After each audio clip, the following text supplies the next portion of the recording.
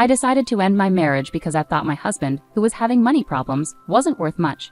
But everything changed on a business trip when he suddenly told me he not only wanted a divorce but was also marrying someone else. He accused me of only marrying him for his money and wanted me to give up any claim to our property. Facing my cold husband, who had never really respected me since we got married, caused him to fall apart and hit rock bottom. I'm Karen, 35 years old, raised by my single mom since my dad died when I was in kindergarten. Despite our financial struggles, we were happy as a family of 3. Even as an adult with a good job, I kept my thrifty habits from childhood. I married John, a rich man I met through a friend, attracted by his kindness and the wealthy life he offered. But after we got married, we clashed over money and traditional gender roles. While John wanted a traditional family setup, I was focused on my career and being financially independent. Before we got married, John wanted me to stay at home and take care of the household, assuming I'd be happy with traditional roles. I told him I wanted to keep working until we had kids, pointing out the financial advantages. He eventually agreed, but managing both work and chores at home turned out to be really hard. Even though I worked full-time, most of my day was spent on household duties, leaving little time for us as a couple. Meanwhile, John took on the traditional husband role but didn't help out with any household tasks. While he saw how busy I was, he mostly just relaxed after work and enjoyed dinner. As time went on, juggling work and home life started to strain our relationship, making me wonder if this was what marriage was really supposed to be like. Despite all my efforts, I was afraid to speak up about my unhappiness because I worried John might insist I quit my job. Even though he didn't help with household chores, I hoped that having children would improve our relationship. Sadly, we had grown distant, and I started to doubt if we could even have a family together. Feeling anxious about this, I finally brought it up with John.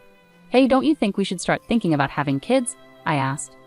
"Kids? You seem pretty energetic for someone who's exhausted from work and chores," he replied. "It's not about that. I really want to have children. We haven't been married that long, but I'm already over 30. Women have a limited time to have kids, and it's getting harder for me to get pregnant as I get older. It's almost too late. But we don't really need kids. If we have one, you'll expect me to help out, right?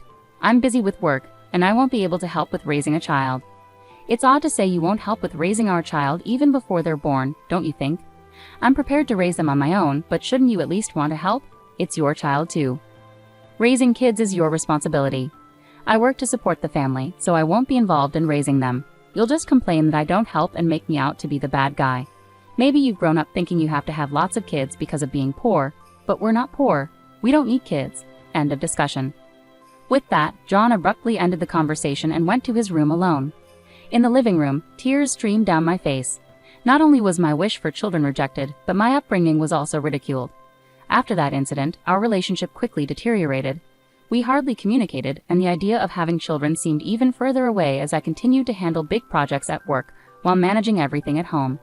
I found myself growing more distant from John. One day, when I told him about an upcoming business trip, he surprisingly wished me well and hinted at a big surprise when I returned.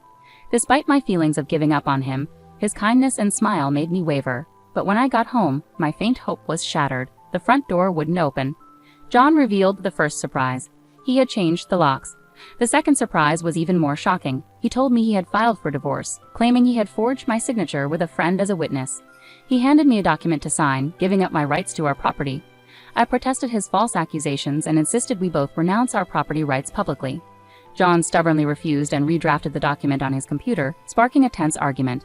As I left the house, he insulted me for being poor and threatened to throw away my things. A few days later, John panicked and called me. "Why are you saying I didn't do anything?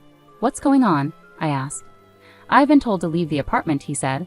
"You were still living there. That's not allowed. It's a new month. You're trespassing." "Trespassing? But it's my house." "Are you okay? Did you forget it was a company apartment I rented? I was the leaseholder, so naturally, you can't live there anymore." "That's ridiculous. How could you do this? I can't believe you didn't know. I'm not the one who should be accused of acting alone here. Didn't I tell you that you can't just change the locks on a rented apartment? It's my house. I can change the locks if I want. Didn't you hear me? It was my lease, not yours. Even if you were the leaseholder, the apartment manager is the owner. You can't change the locks without informing them. Is that so? Also, I ended the lease while you were changing the locks. I was allowed to stay there until this month. I was planning to come back, but now you've unlawfully altered someone else's property, which could be considered criminal damage." "Wait, why did you end it so early? Criminal damage? Is that why the police are at the front door now?" "I'm too scared to open it," he confessed. "Don't worry, it's probably not about trespassing or criminal damage. It's best to talk to them and find out." "Why would the police be here?" Because I reported you for filing the divorce papers yourself. It seems you've committed crimes like forgery and using a private document fraudulently. Divorce papers can be filed by one person, but only if both parties agree and personally sign them. Since John forged my signature and the witness, it's clearly a crime.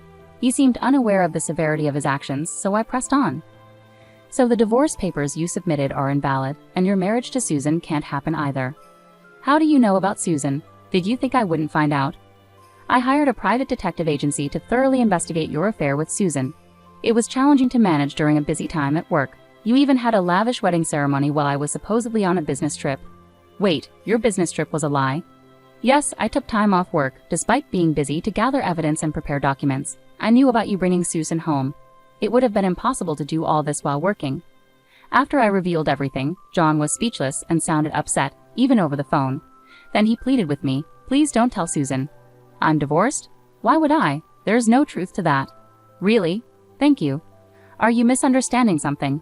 When did you think we got divorced? That fake divorce paper is invalid. Legally, you're still my husband, not divorced. What? So because you committed adultery, legally Susan owes compensation as my husband. I sent the demand for repayment to her house yesterday by express delivery. She didn't know you were married, right? I can't withdraw the claim now. I know Susan believed you were single, but I still sent the demand deliberately. Susan hasn't contacted me yet, so maybe she hasn't received the letter. It should arrive soon. Should you be on the phone with me when you also have to deal with the police? You're busy. I'll ignore the police. I won't be arrested. I'm going to Susan's house now to get the letter back before she or her family can accept it. Then he hung up. He probably went straight to Susan's house to wait for the postman at the front door. I knew it would be pointless because the letter was sent as registered mail to Susan only. Even if he waited for the postman, he wouldn't be able to receive it. A few hours later, John called me, sounding dejected. He recounted an incident with the postman. "I'm here to pick up that envelope." "Who are you? You don't live here, do you?" "I practically live here since I'm married. I have the right to get the mail." "I understand, but I can't give you this envelope. It's registered mail meant only for Susan." "What? Just give it to me." "No, I can't do that. If you really want it, you should ask Susan for permission." "What's happening here?" "Oh, John, what's all this commotion? What's going on?" "Ah, Susan. This is registered mail for you. This man insisted on taking it. Sorry for the disturbance. I'll be on my way now." "What's this? A demand for compensation?" "John, you were married. What's happening?" "Sorry, it's just, she's an ex-wife from a long time ago. I was embarrassed to say I'm divorced. I'm sorry for keeping it a secret, but isn't this strange? We haven't been dating long, and a demand for compensation. If I was divorced before we started dating, there shouldn't be any issue, right? Well, my ex-wife is upset. Maybe she's demanding compensation out of spite because I got married." That was his excuse, but it was quickly debunked. The envelope included a letter I wrote along with my contact information, so Susan called me directly. During that call, I explained the affair, the invalid divorce, and how they had a wedding ceremony while he was still legally married to me. Despite the ceremony, they hadn't officially registered their marriage yet. John had planned to do it on April Fool's Day, but it was still pending. He likely delayed registering the marriage because he wasn't sure if the divorce was finalized. After being caught at Susan's house, John shamelessly reached out to me again. I still had some things to discuss with him, so we agreed to meet at a nearby cafe. As soon as I arrived, John started pleading, "Karen, please withdraw the compensation claim. Let's act like we've been separated for a long time and are officially divorced. Then I can apologize to Susan for hiding our divorce and maybe smooth things over." "Do you think I'm desperate to stay married to you? I was already planning to file for divorce, but because you cheated, you'll pay compensation. Trying to squeeze money out of me, huh? Typical." Depending on my answer, everything could change. There's still an option where we don't get divorced. If I say no, you can't just reject it. That means you can't marry Susan, and your marital status will be exposed. Fine, I'll pay the compensation. Just divorce me now. Sign here. Then what about property division? How much more do you want? The compensation should cover it. Remember, we agreed to waive property division, right? Let's make it official. All right, you're not as bad as I thought. Thank you. We then went to a public notary, drafted a document for compensation and property agreement, and then to City Hall to submit the divorce papers, finalizing our divorce. Relieved, I exchanged final words with John. "I'm glad we don't have to split our property." "What do you mean?" "I'm the one benefiting from that. By the way, do you even have assets left after paying me compensation?" "Susan will also demand damages. She mentioned billing you for the wedding expenses." "That's not possible. I'm marrying Susan. She won't make such claims. We're divorced now, so there shouldn't be any issues." You're still living in a fantasy. You committed marriage fraud. You had a wedding while still legally married. Do you really think Susan will still trust you? Marriage fraud is serious. Susan will believe me. You can count on that. I heard it directly from Susan. And weren't the guests at your wedding paid actors? You still owe them. You know about that. I haven't settled with them yet. Why do you care? You could have just agreed to property division and come out ahead. That's what I wanted to tell you. Even if we had divided the property, you would have ended up better off. What are you talking about? Calling me poor? Your family might be modest, and you only make $115,000 a year, right? Even with a raise, it wouldn't be more than $20,000. You don't own any property. You keep accusing me of being poor, but it seems you've misunderstood. Yes, my salary is $115,000, but I work for a foreign company. Did you know I'm the director of the American branch now? It's not $115,000 per year. It's $155,000 per month. That makes an annual income of $1.8 million. You're still not getting the numbers right. How do you manage to keep your job? It's $1.8 million per year. $1.8 million? That can't be true. Of course, I haven't had the chance to spend such an amount, so I've been saving it for the future. The savings from before our marriage aren't part of the property division, but there's still a substantial amount accumulated during our marriage. You were my spouse, after all. I'll have the divorce papers corrected. Are you all right? After all the disrespect, you expect me to happily undo the divorce? If you have that much money, why bother contesting the compensation, right? It's just a small amount to you. Whoever laughs at a penny will cry for a penny. This compensation is for the emotional pain you caused me. Honestly, I could ask for more. Now that it's settled, make sure you pay it, even in installments. I'll be frugal. Also, don't go back to that apartment. Your things should already be moved to your parents' house. You may have thought I didn't have much, but I had already moved most of my belongings. Were you that indifferent to me? I have so little, I have to go back to my parents' place. They don't know everything yet, do they? Let me explain. Don't say anything. I've already told them everything. They deserve to know why we're divorcing. Oh, and your father said, never set foot in our home again.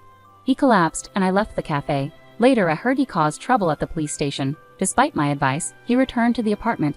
He sat there aimlessly in the empty apartment until the manager called the police, and he was taken away. It's unclear whether he was arrested for obstructing public duties, trespassing, or due to the forged divorce papers. Eventually, his parents took responsibility for him. After speaking with me and learning about Susan, they decided that their first priority was to apologize and pay damages to Susan's family. They visited Susan's house and knelt in front of her family to apologize. They settled everything without pursuing charges for marriage fraud, even covering the costs of the wedding.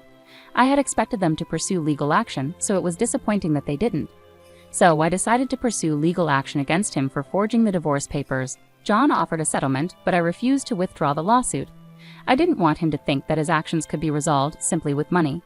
I wanted him to face the consequences and understand the seriousness of what he had done, even if it required time and effort on my part.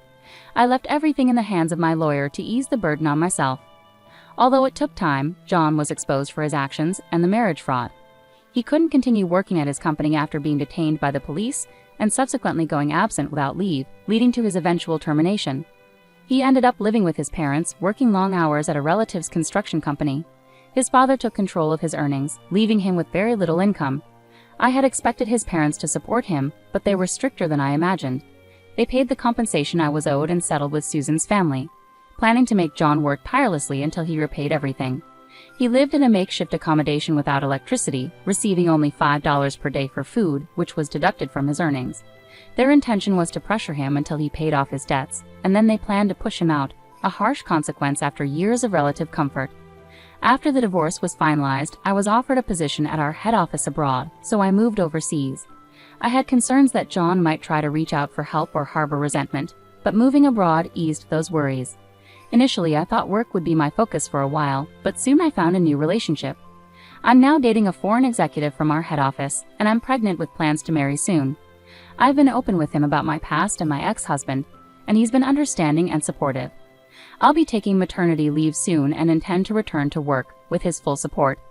He's eager to take paternity leave and co-parent, which reflects a different cultural perspective.